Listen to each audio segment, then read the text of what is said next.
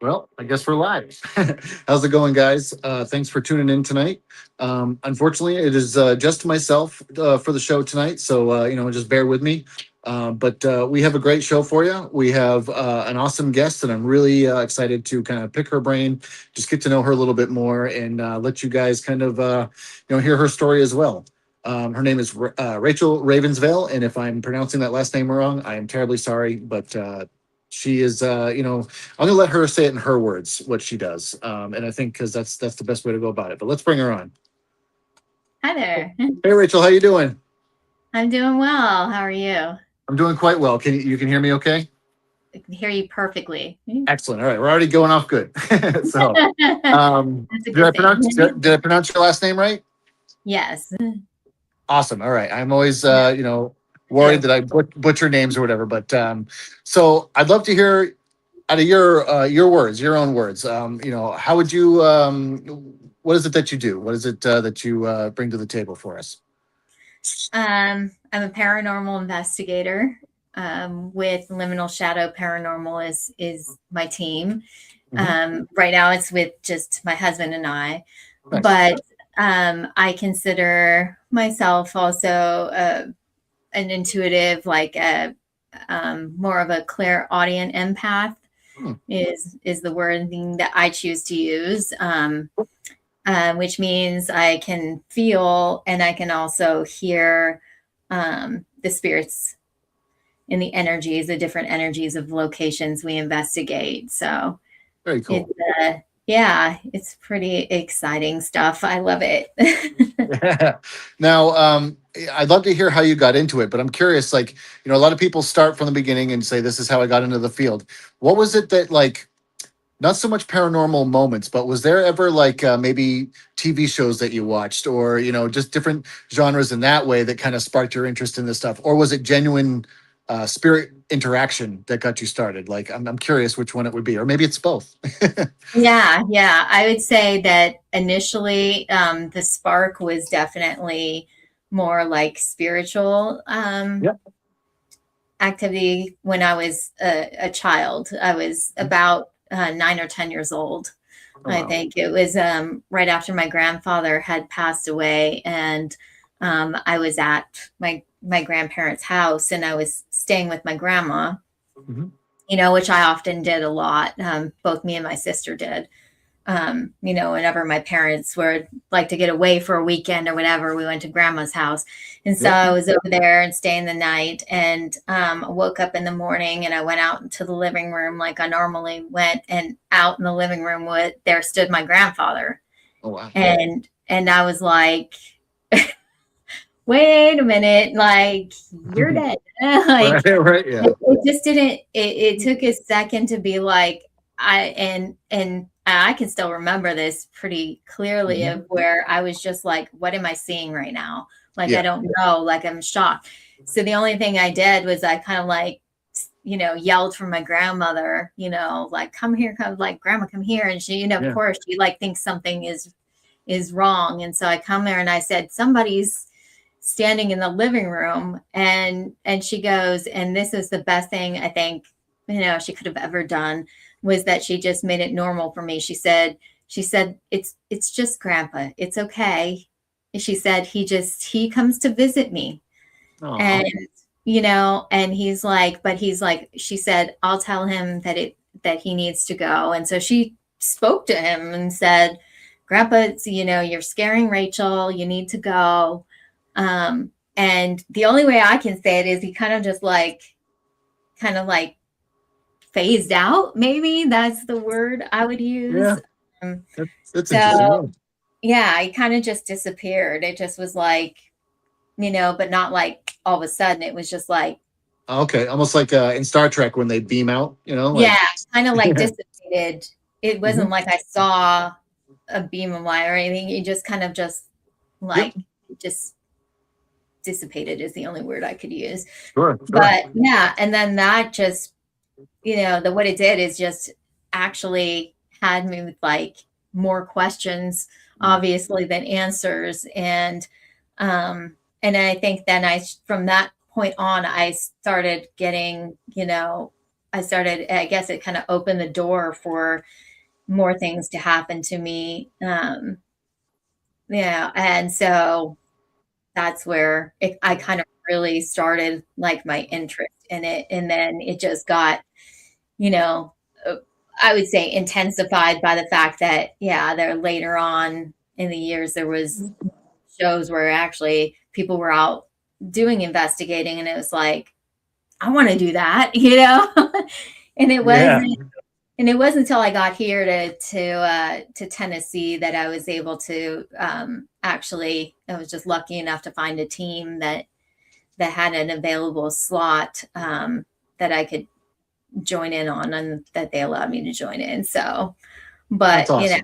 Before that, I was like, wherever we went on vacation when I went with my husband and we went on vacation, it was always to somewhere. Poor guy. I would take him to like somewhere, that I wanted to go that had historical significance, that had a lot of history to it, that I wanted to investigate.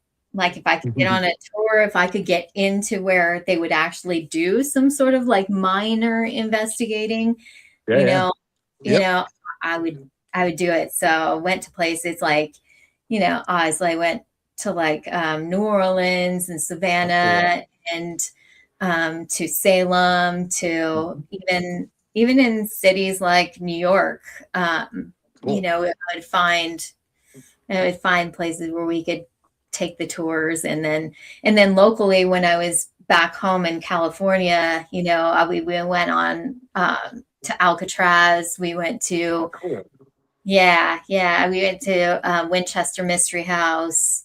How was that? How was that in person? Like, I've heard there's all the different rooms and the secret passageways, but what's the energy like in that place? It must be wild. Crazy. I bet. Crazy. I had a crazy experience. We were lucky enough since it was kind of like because I lived in the Bay Area, it was kind of like in my backyard.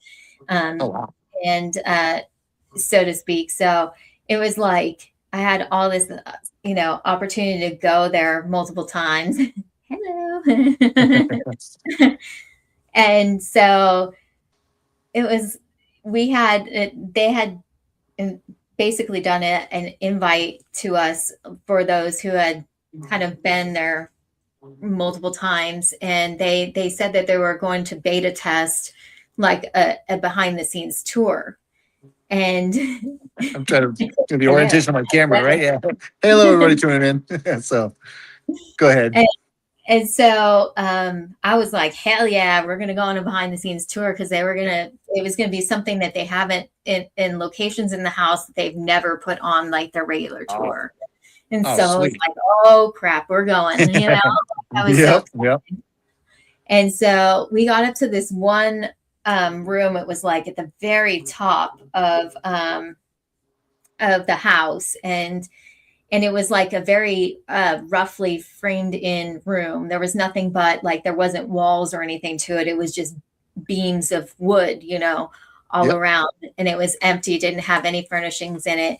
And I walked in that space and literally everything started spinning for me. Like the whole entire room, just like, and I was like, oh my God, I feel like I'm going to pass out. Like, Thanks. And I went over to telling my husband, I was like, I don't feel right. I'm dizzy. Like the room is spinning. And he's like, let's just go out of the room. and see how you feel. And I was like, but I want to know what this room is. And he is like, we can listen from like the hallway. So we went out of the room, and the second I went out of the room, it stopped. Oh, wow. Okay. And so I was listening in because I was like, I need to know what this space is. Like, it's crazy, whatever it is in this space. But I was like, this is nuts. And they basically said, well, we believe this was Sarah Winchester's original seance room. Oh, wow. And I was like, okay, that makes a lot of sense right now. Right. Yeah. Oh, man. That's okay. Like, So, yeah, that does make a lot of sense. the energy was just swirling in that space. Like, Yeah. and I couldn't tolerate it. It was way too much. It was just overpowerful. But Mhm. now, do you think that's because she never closed anything out or never put any protective measures up? Is that why you think that was still there? yeah, I don't think she ever Yeah. closed it. I think that she was in constant communication, Okay. nightly is what they say. And she had multiple seance rooms in the house. And she never slept in the same bedroom either.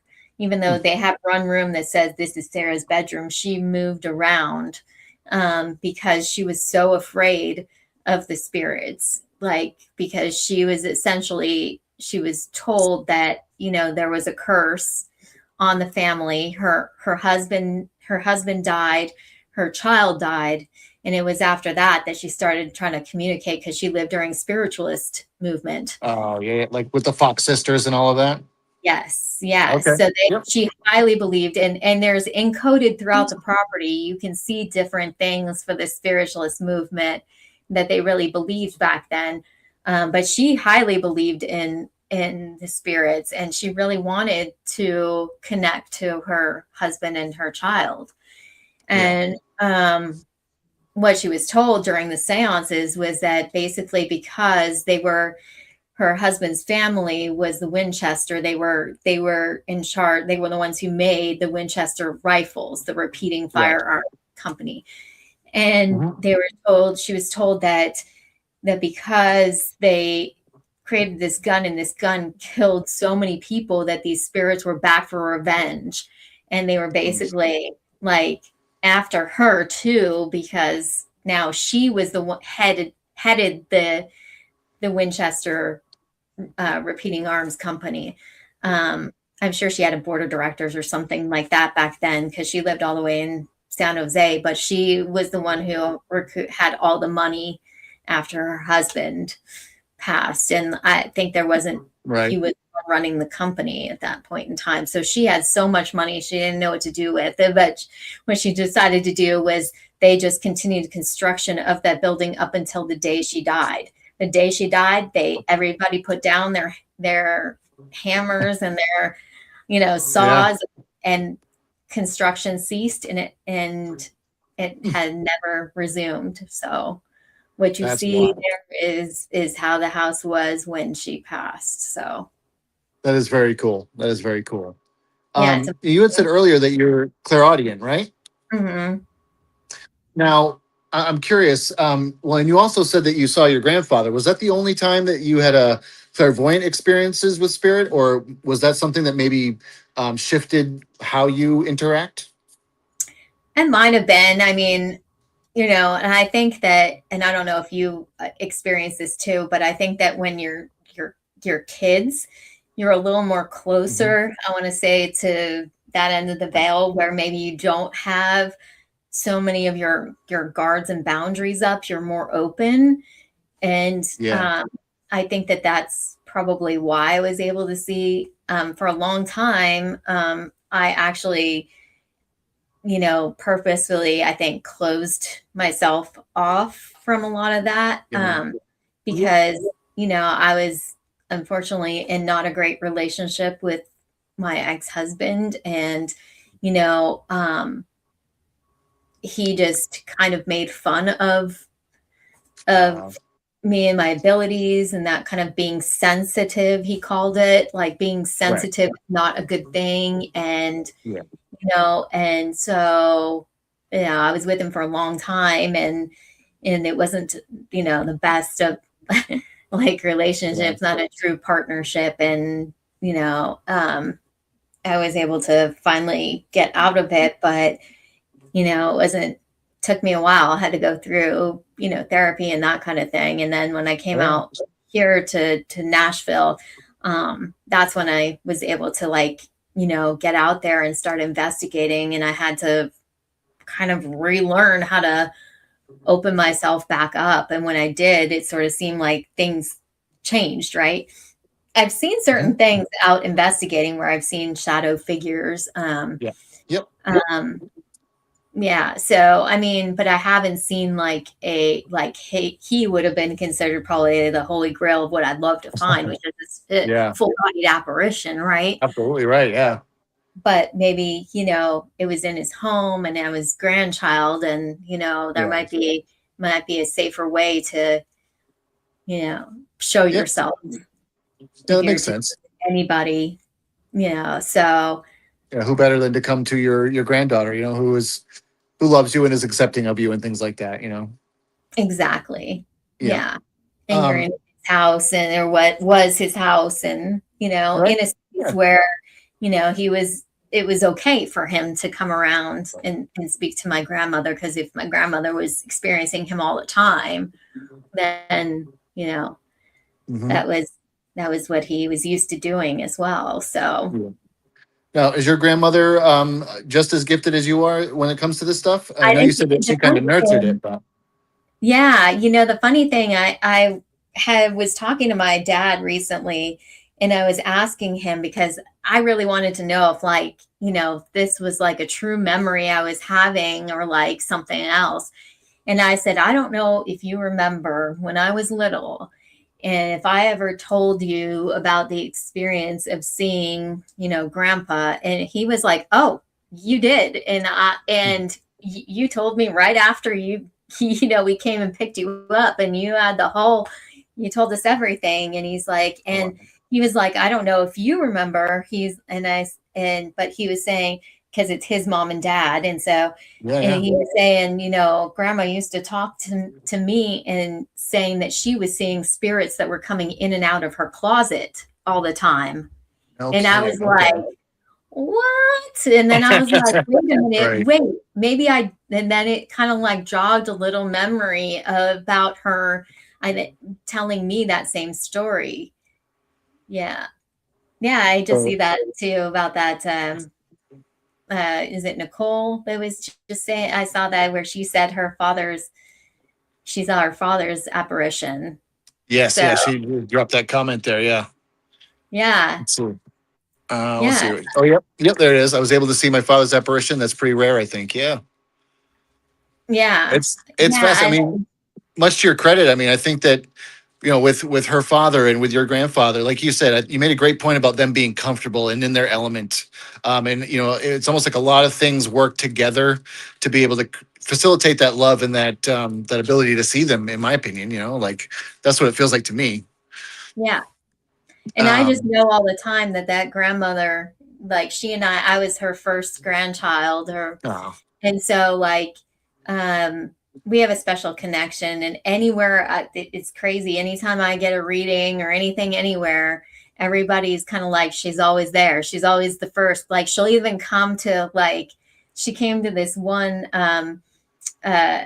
reader that I was having a reading done by. I think she was doing tarot cards or something, but she was interestingly enough, this woman came to me, and I didn't know who it was for, because it was a group of us that we were having this kind of reading with her, and she was like, this lady came to me and she was speaking Spanish. My grandmother is originally from Argentina. Oh, that's wow. Okay, that's awesome. Speaking to me in Spanish the entire time, and I kept telling her, I don't speak Spanish. I don't know what you're trying to tell me. Right. If there's some other way you can show me, that'd be helpful. But she was like, I feel like you're connected to somebody I'm going to be reading.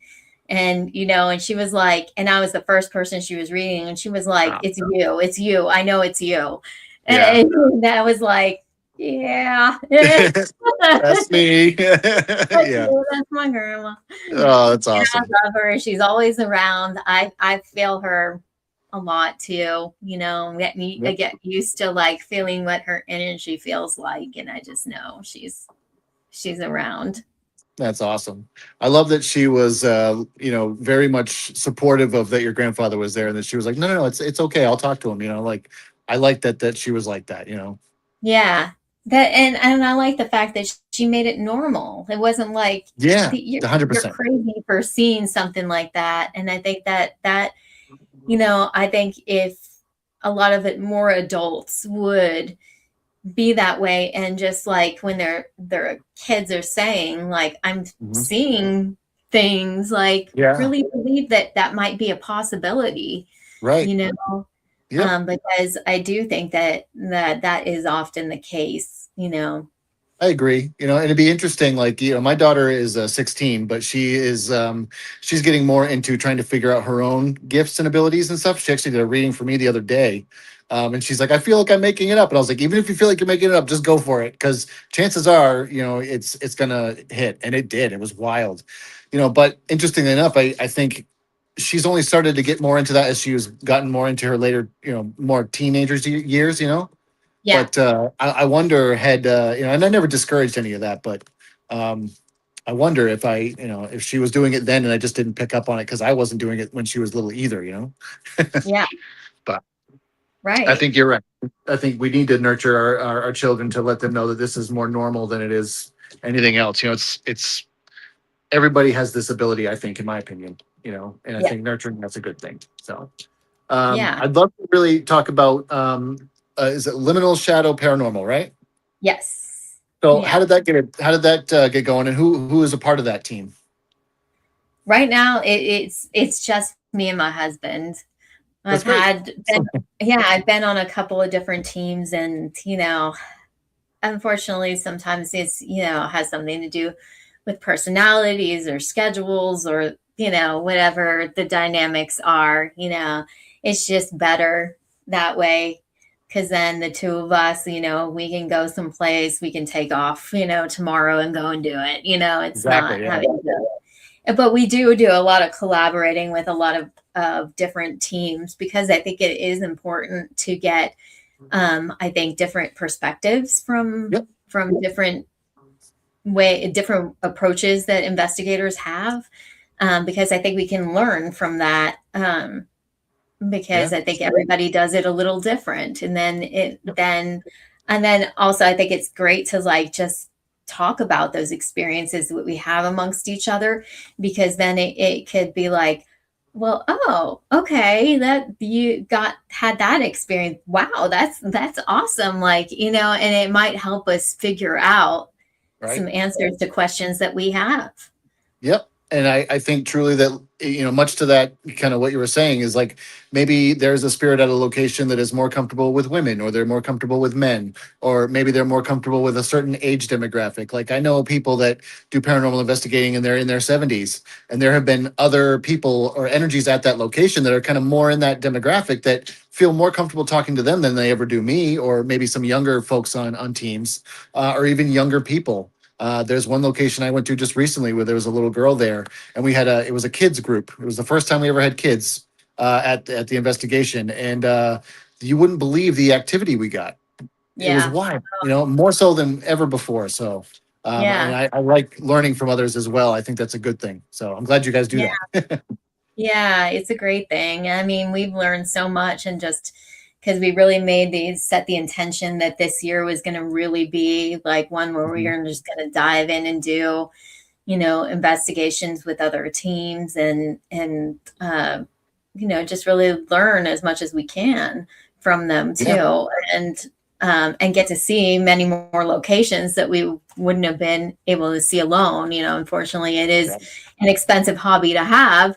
Um, It is. so Yeah. any way you can help mitigate the cost of it is is what you have to Right. do to get I out totally there. understand that.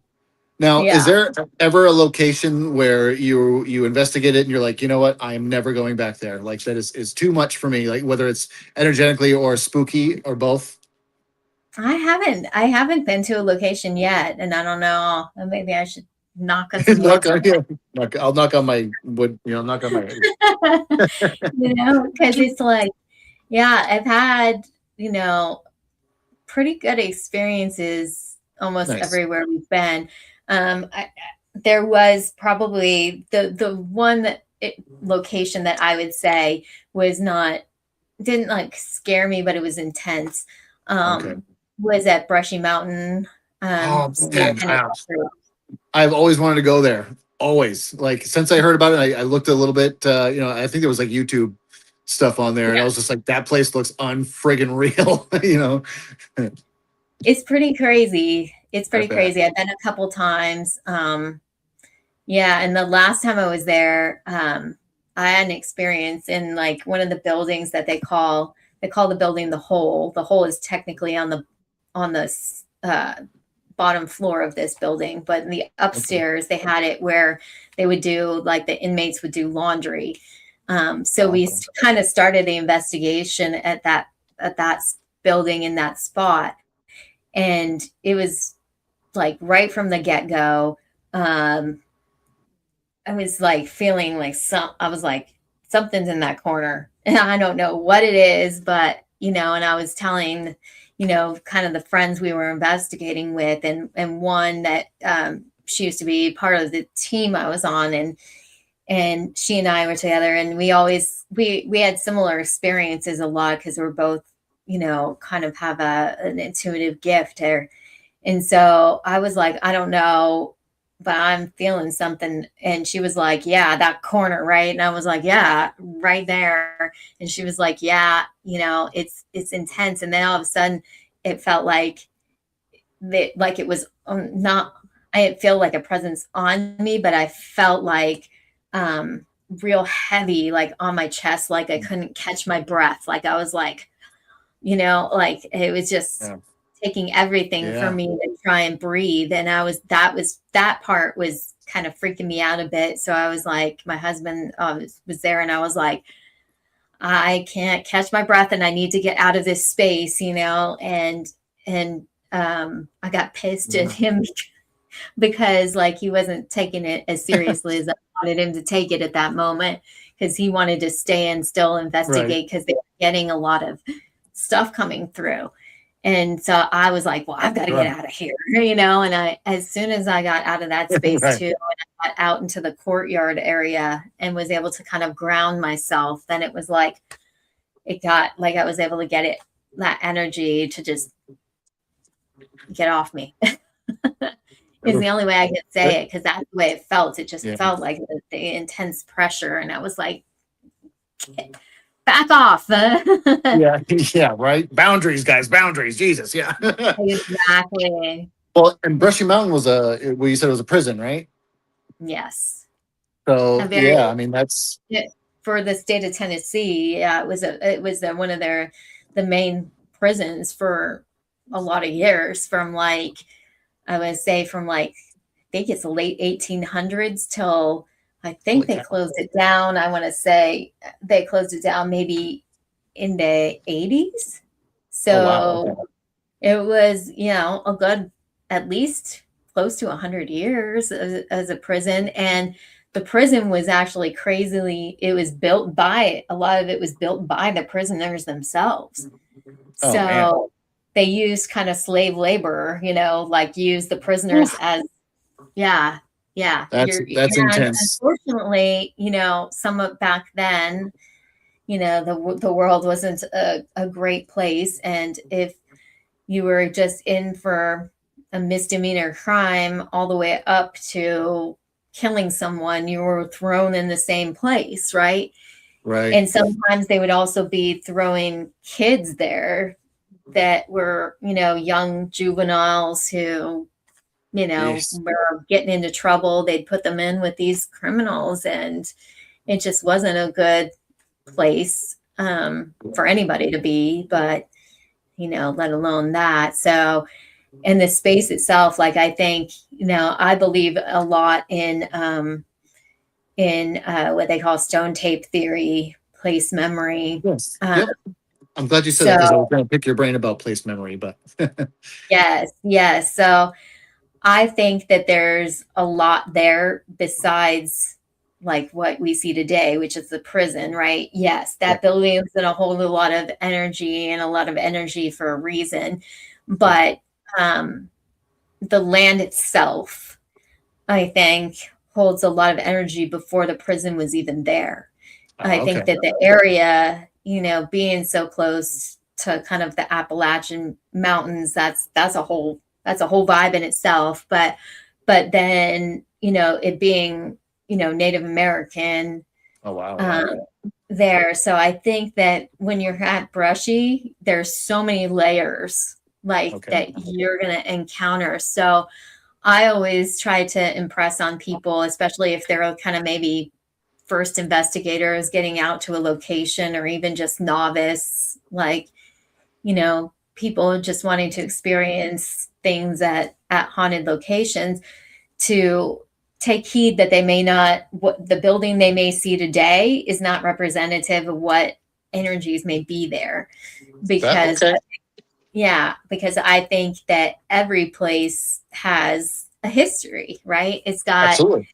And I think that what we're discovering is that, you know, the land itself may either hold in or contribute to giving these energies some way to manifest, or just be able to make themselves known, in some way, shape, or form. Because what my research has shown, and this is the whole premise to stone tape theory, and you know, this is a theory that goes back to spiritualist times as well, where they were really starting to kind of connect the dots to that maybe it's not just like a ghost just wanting it, like having to do with like psychic abilities, and that like that has a piece of it, right?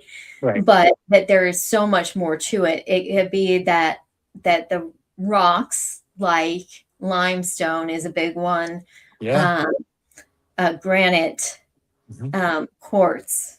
Okay. We know that those materials, they have an energy themselves. We know that quartz, right?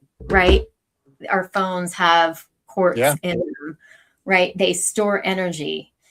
And so, and I think that they can amplify energy. They have what they call piezoelectric properties to it. If you took two quartz crystal rocks together and you smash them together, you can actually see the sparks that come off of those. So we know that they have the capacity to hold energy.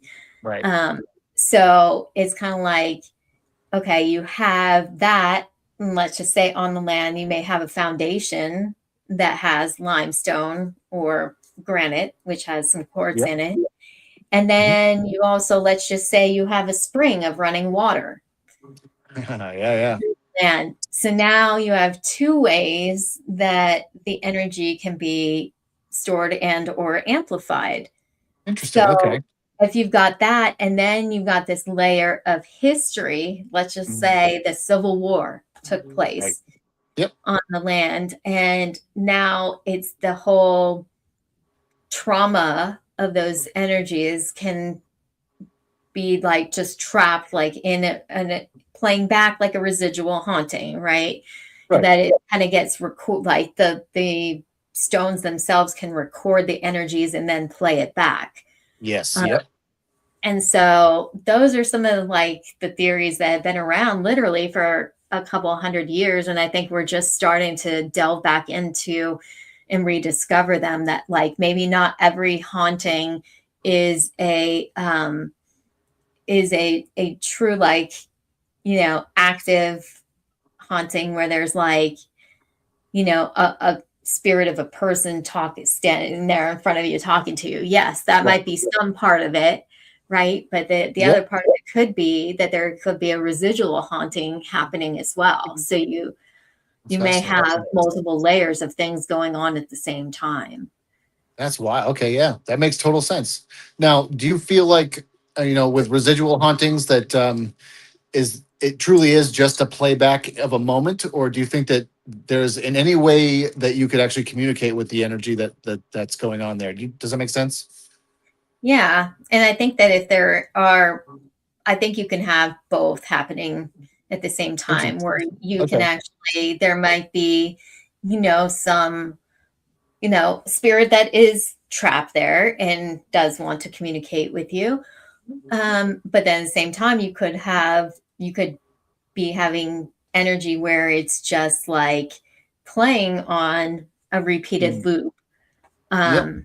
Like sometimes when we're hearing footsteps or, Yeah. doors opening and closing, and there is not a lot of interaction, Right. intelligently back and Yep. forth.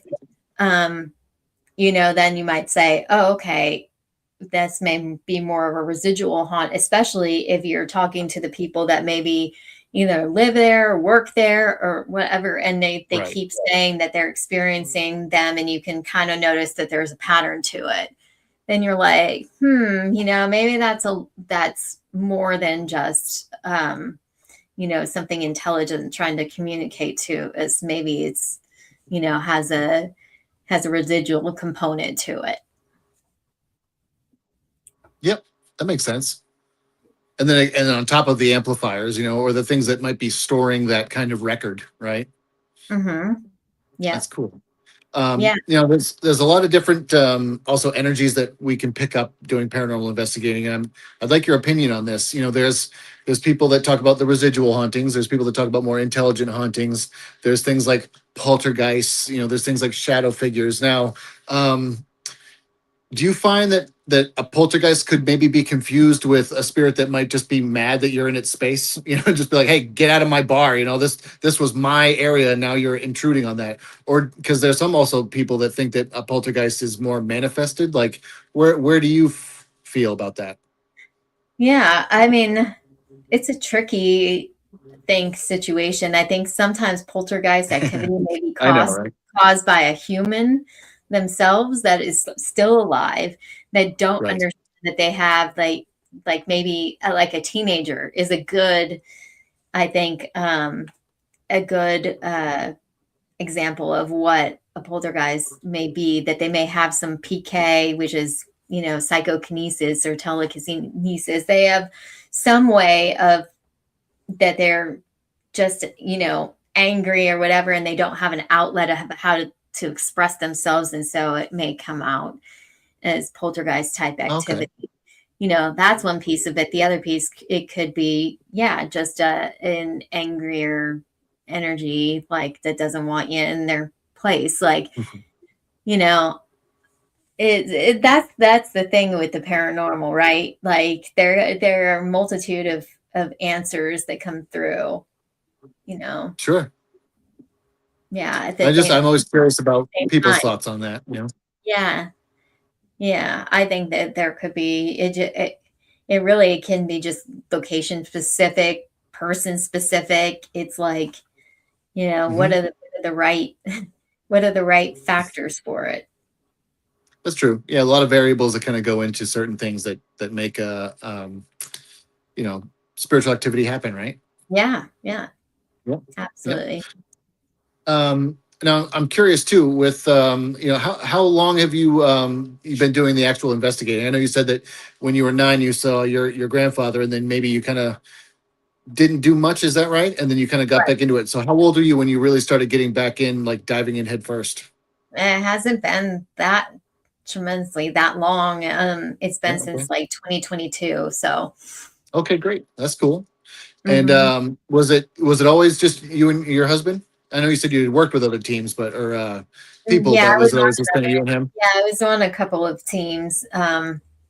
So yeah, I was on an all-female team here in Tennessee for that's where I started Yep. initially. And then I was with them for maybe like 2 years, something close to 2 years, and then kind of split and started my own team with kind of a friend at the time. And we did that for a couple of years, and then that didn't really work out that well. So then I was like, I'm better doing it on my own. So I wrote with my husband, and I was like, if I'm doing it on my own, you're doing it with me. That's right. Did you have to drag him kicking and screaming, or was he pretty open to it? No, he's pretty open to it. I think that he considers himself like an open-minded skeptic.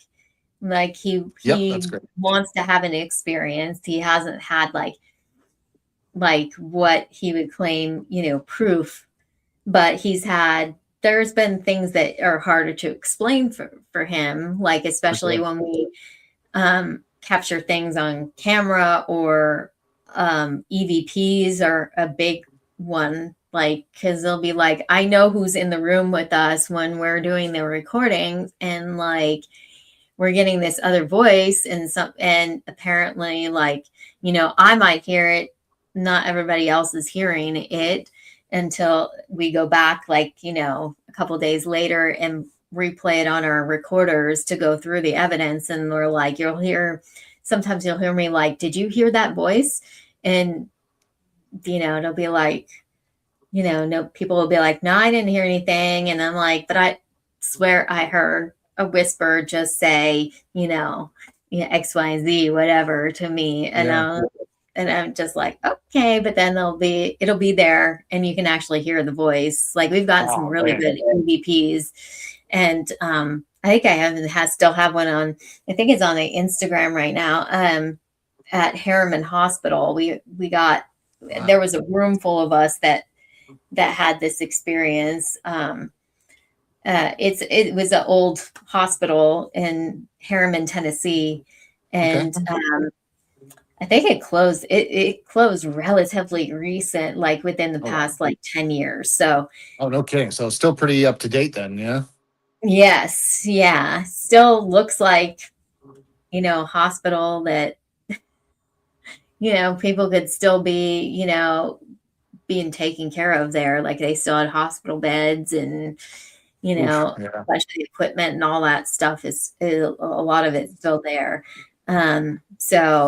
But we were up in one of the areas that is kind of like, I think they called it like a step down unit. So it was like after intensive care, if you were to get out of that, you'd go into like a unit that would be just a level down from that. And we were in that space, and there was my friend Alicia and her friend Beverly, and then our other friend Sheila, and we were there. And Alicia had just done Estes method, and her friend Beverly was doing Estes at that moment when we had this happen. And so she was lying in one of the hospital beds, and she's under sensory deprivation, has like the noise canceling that's like going with white noise coming out it, and blindfold on. And Alicia and I, in the video, you can hear us talking to each other, and she was saying that she really felt like under Estes, like that she was like she was hearing a doctor saying that he was angry about that we were in their space while they were trying to work. And I said, that's crazy, because I feel like we're in this room right now and there's nothing but doctors and nurses all around us right now trying to do their job, and we're in their way. And then you hear this voice, and it's probably the loudest, clearest EVP I think I've ever heard. And we heard it audibly. So it was a disembodied voice.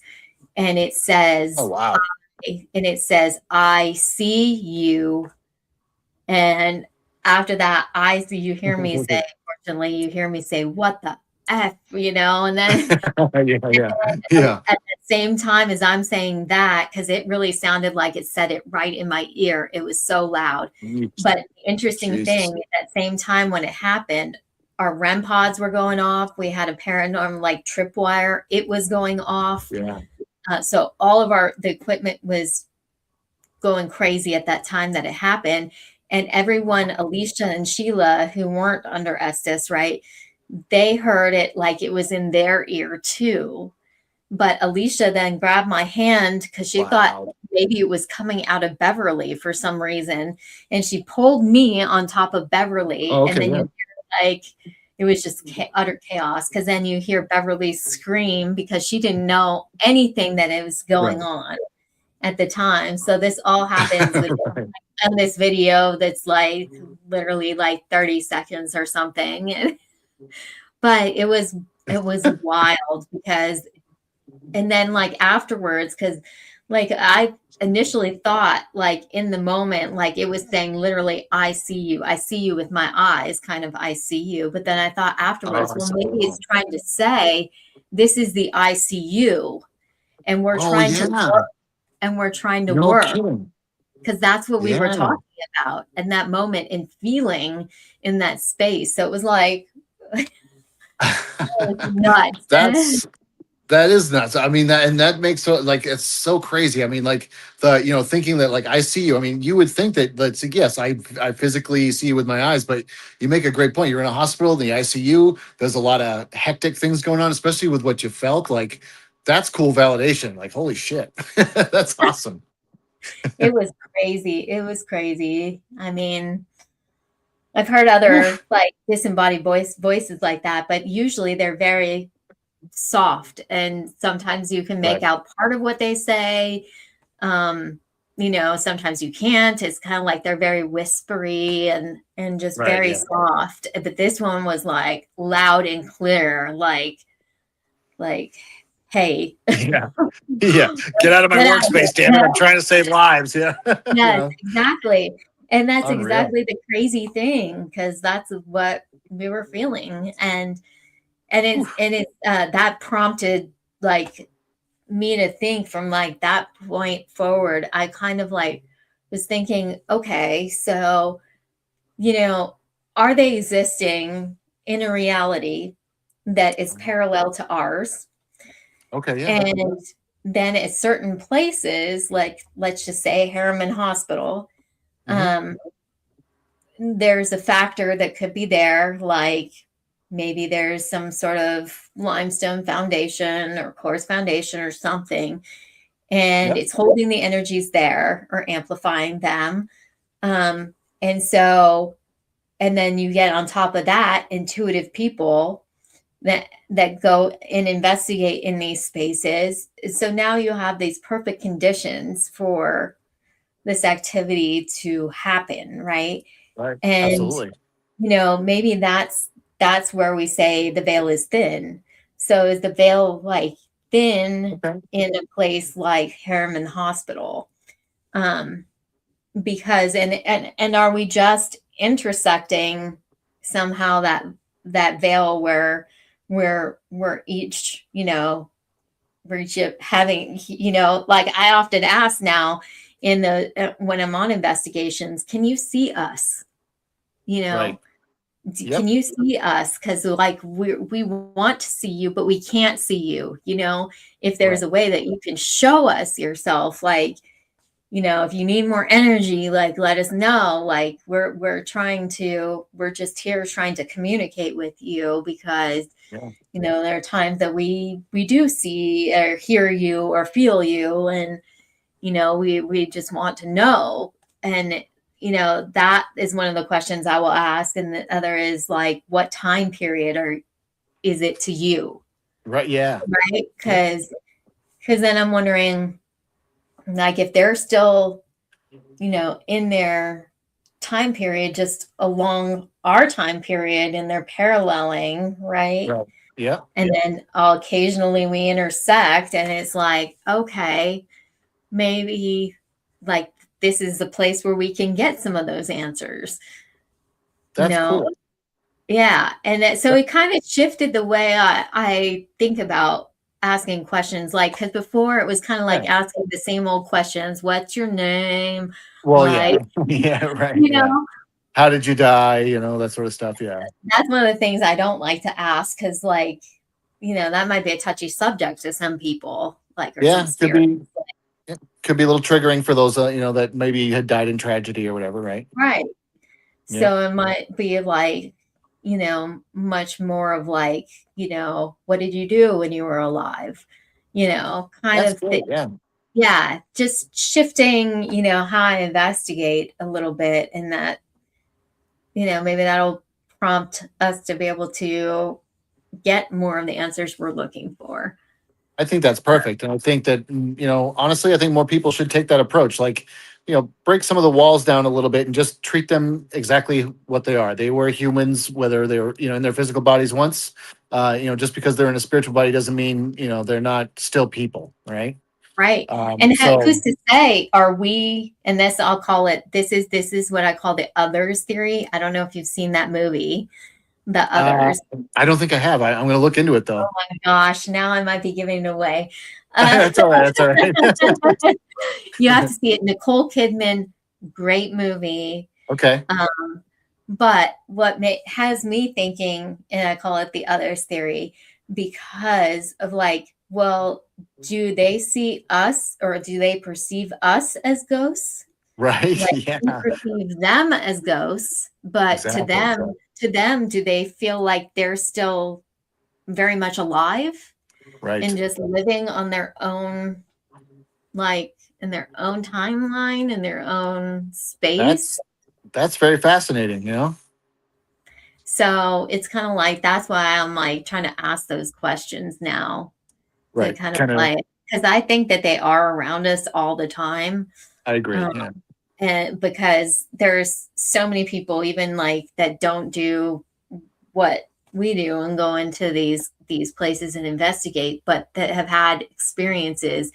Probably everybody that I've ever talked to has had some sort of experience, Right.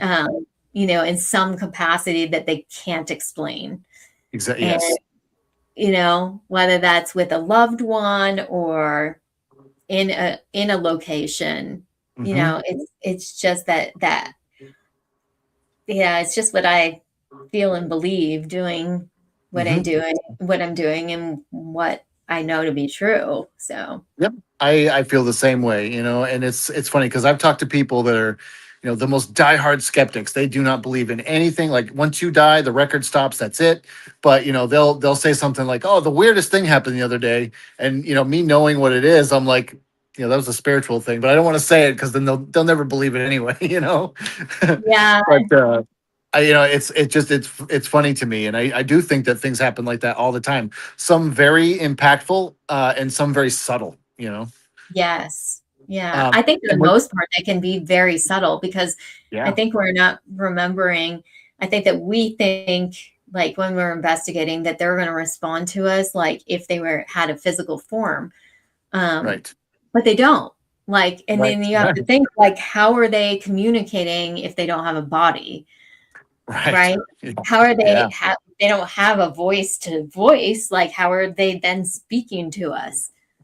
Like, Right. is it Yep. in our minds that we're hearing them? Is it, but we're able to capture them on, you know, electronic means by with the Right. camera or with the digital recorder.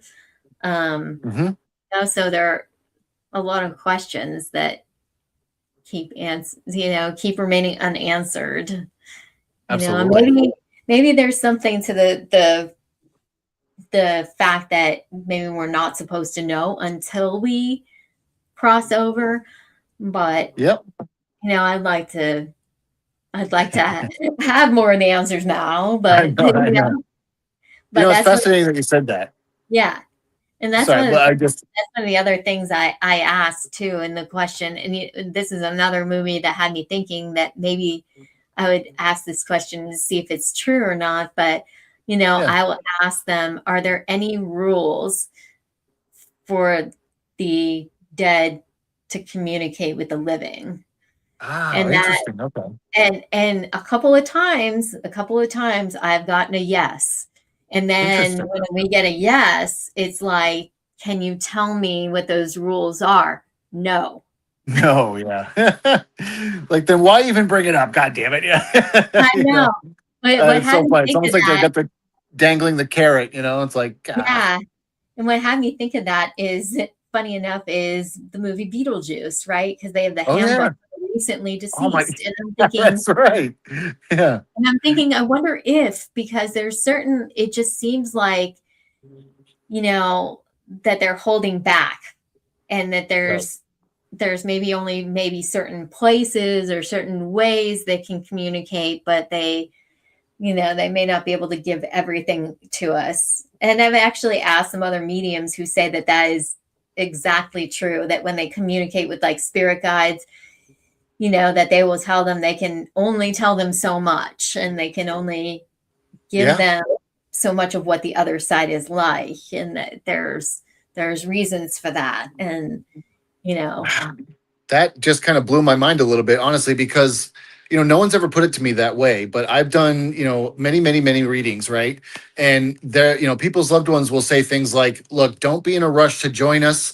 Live your life to the fullest, and when it's your time, it's your time. But in the meantime, just get all you can out of life. But no, stay here as long as possible." You wouldn't believe how many times I've heard from people's loved ones, "Stay on the earth plane as long as possible." And I'm thinking, well, is there like some weird spiritual Jabberwocky on the other side that's like that you got to hide from? Like, what's that all about? And granted, yes, I think they're right. Stay here as long as possible. We are earthly beings, and we got to live that experience. But I wonder why they never say anything like that. That's fascinating, and that validates a lot for me. Thank you. Yeah, it's true.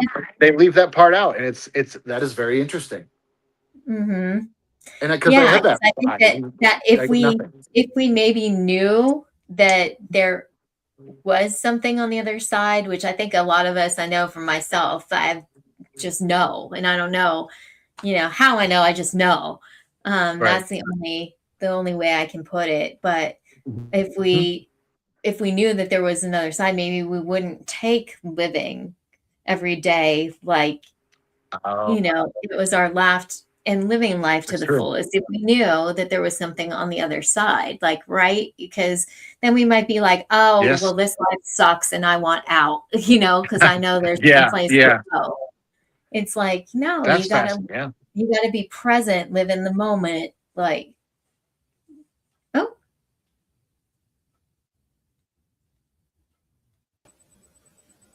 I think Chris got knocked off for a minute. So, but yeah, what you guys are like, talking about, what happened? Yeah, what you guys are talking about is so interesting to me because in my experience, I have said, is there something that you can tell me, or is there something, like the rules type thing, and nobody will say anything. Like, right?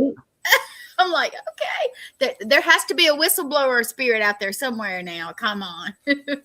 Yes, I think that there is something like that they, okay, you can communicate with those who can, like hear you, see you, feel you, whatever, but you can only do so to a certain extent. And then you don't want to like cross this line, right? We lost you.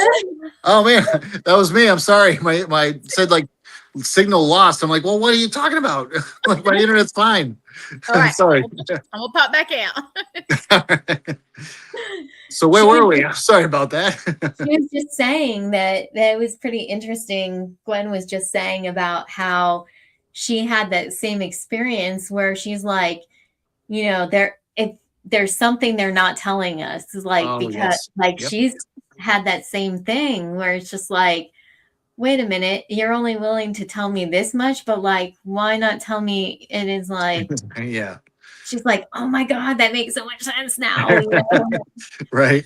Which it totally does, and I hope that, I hope that anybody who's watching takes note of that, because like how you approach readings is very, I really, like I said, I really think that more people need to start doing that, treating the energies and the people that are there like the people that they were, Absolutely.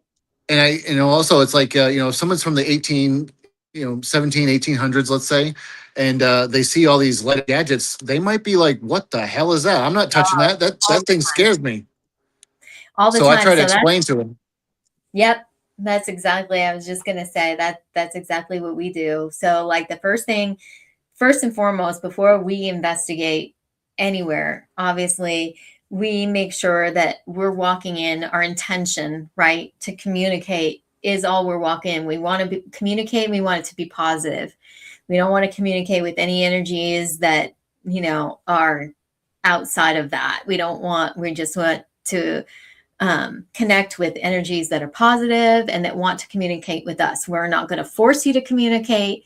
We understand that you were people just like us, and all we want to do is hear your story. So we'll walk in and we'll introduce ourselves first and just say, hi, my name is Rachel. I'm just here tonight because I want to hear your story. And, and if you don't want to talk to me, that's okay too. I'm just here to listen. That's all I'm That's here great. to do. And, yeah, thank you. And then, but we honestly haven't had, any real like truly negative experience. And because we just don't engage with that, and we don't believe that that's what we're there for. We're not going to provoke. That's never our intention. I think if you're going to walk in there and your intention is to provoke and try to force communication, then what are you going to get back? You're going to get back an upset and angry spirit. I mean, if I walked into somebody's, home and disrespected them, are they going to be happy with me? No. No. Respect the energies, treat them like they're humans. And then the other thing is, we explain every piece of equipment that we have with us. That's awesome. And a lot of times we'll just say their lights, all they do is to help us to be able to know that you're here, because we can't always see you or hear you or feel you.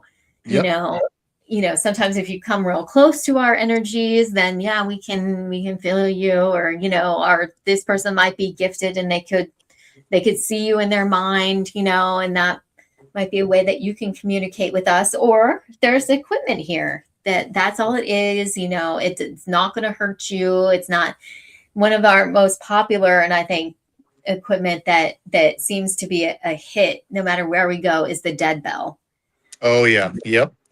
And we believe there's a reason why. The bell has been synonymous for hundreds of years. Yeah. Yep. People know what a bell is. Like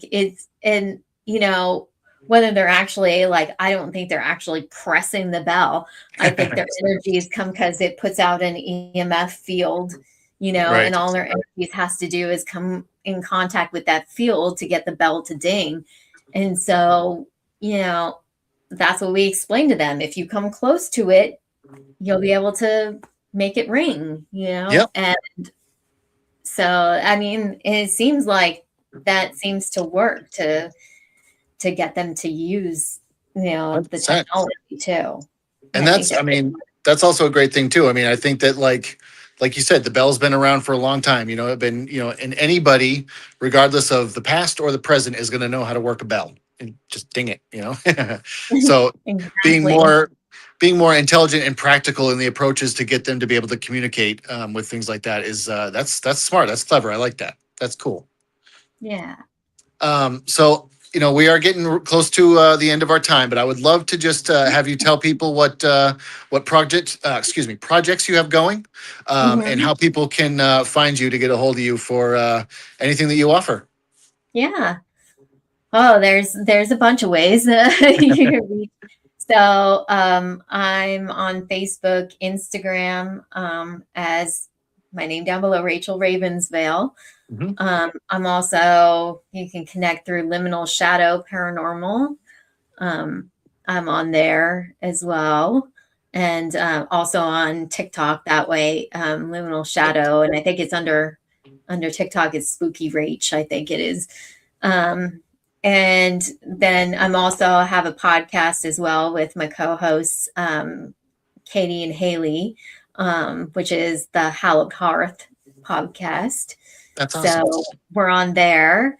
And then if you come out to some Paracons, I'm going to be at Rock Island Roadhouse, that Paracon. It's their Esoteric Expo. Nice. I'll also be in Scranton, Pennsylvania at Underworld Culture Con. Oh yeah, I'll see you there. Yes. And then I'm going to be as a guest in New Orleans Paracon. So that's awesome. I'm taking that as a vacation. Yeah. New Orleans is my home space, and I'm gonna go enjoy it there as an early birthday gift to myself. But that's and then awesome. I'm gonna also be at Coastal Haunts Paracon.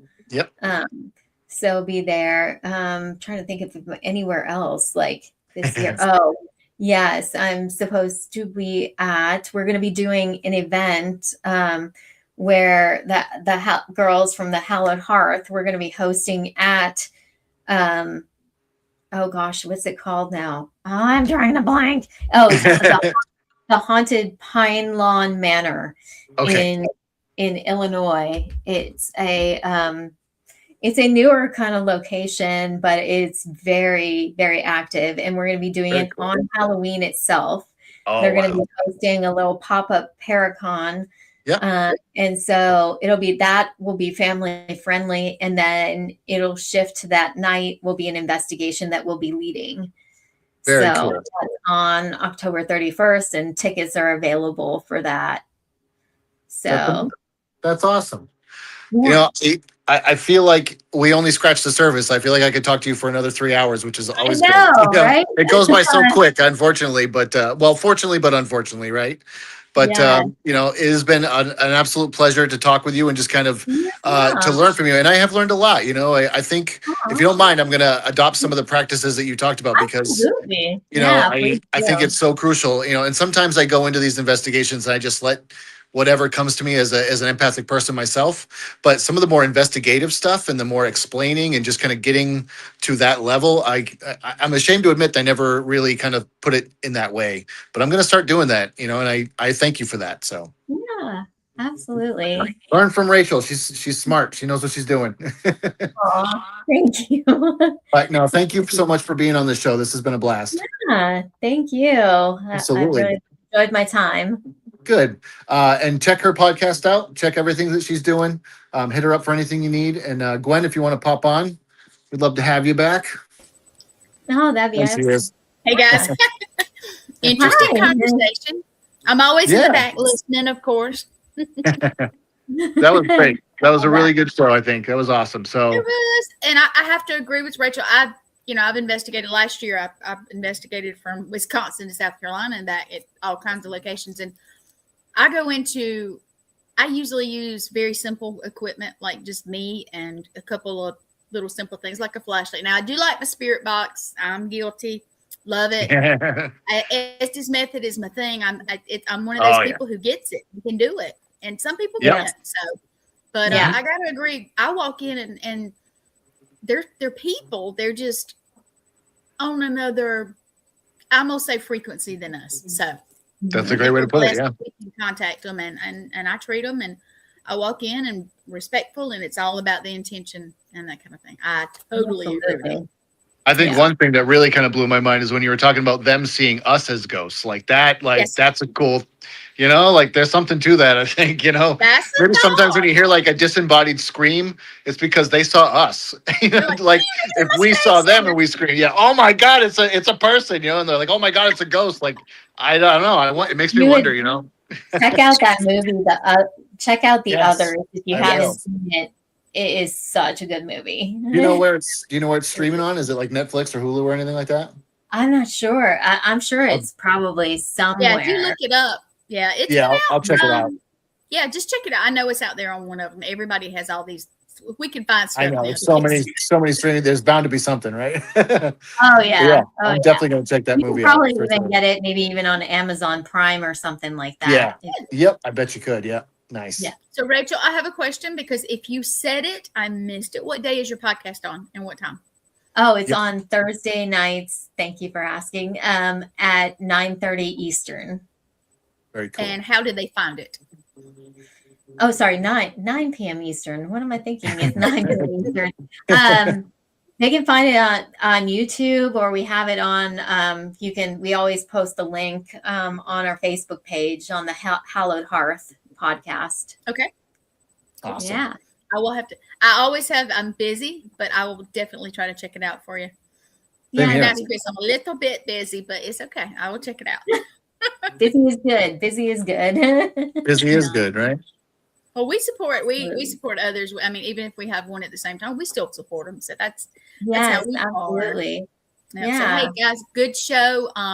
Chris, do you have anything coming up you want to talk about? Like well, I just I have to have my schedule in front of me. I'm so terrible at this stuff. I do have a couple of gallery readings coming up. I think I'll be at the Footlights Theater coming up in July. That's in Falmouth, Maine. But just kind of doing my thing until then. Nothing too crazy. And your stuff is on your Facebook page too, right? And and Yep. you're like your Yep. schedule. All my stuff is either on my personal page or the Psychic Medium Christopher page. I did just launch a YouTube channel if anybody is interested. It's called Unfiltered Mediumship. You can check that out too. It's right on YouTube. So I just checked it out last week. So yep.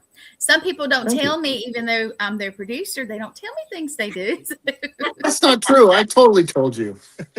You mentioned it, and then it kind of went away. So yeah, I know. I have to give him I have to give him a hard time, Rachel. we wouldn't be friends if you didn't give me a hard time, right? Exactly. I am That's actually right. going to get in the same space as Chris sometime this year again. Yes. Good. Yes, we are. I love to see my people and go and support them, but I am going to do my best to be. Rachel, you said you're going to Rock Island. Are you going to Gettysburg or anything else? I wish I was going to Gettysburg, but I'm not. Maybe next year. Yeah, I I'll be there. I was just hoping that maybe I could connect, one. Yeah, but I'll be at Rock Island, New Orleans, Paracon. You are going to New Orleans? Yes. I will be there. Very cool. See, we are, look us up. We'll both be at New Orleans, and then Chris is going to be all over. So go look him up. But you guys, it's been a great show. I will. I know it's late, so I am going to say, Chris, tell us good night, and Rachel, tell us good night. All right. Good night. Good night, everybody. Thanks for tuning in.